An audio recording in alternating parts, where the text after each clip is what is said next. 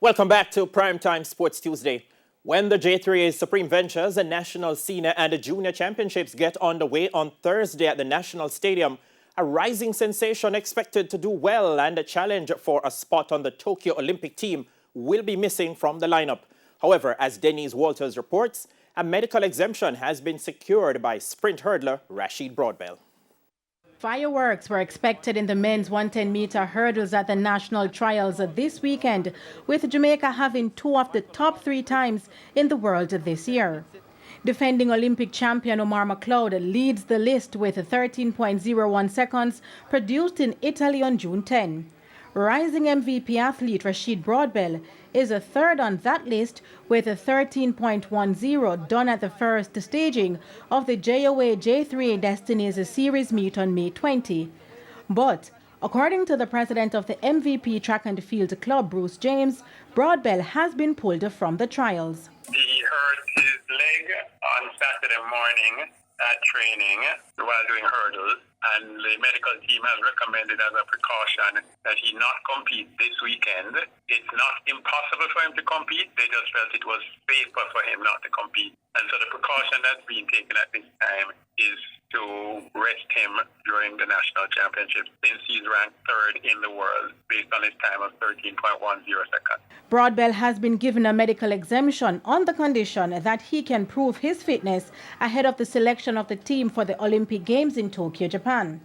The J3A's selection policy reads in part: athletes who are ranked in the top three in the world for their event, who are ill or injured at the time of the national championships and are granted an exemption from competing at the championships, may still be considered for selection.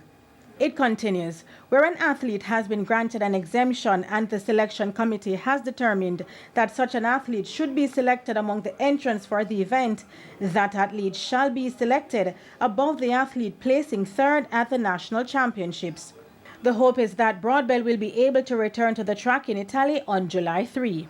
Coach Francis expects that within a week of trials, Rashid Broadbell, should be in a position to compete again. Once his time is still among the top three Jamaicans, I mean, if three Jamaicans break 13 seconds, then it may be different. But once his time of 13.10 is still among the three fastest Jamaicans, I expect that he should be running at the Olympics.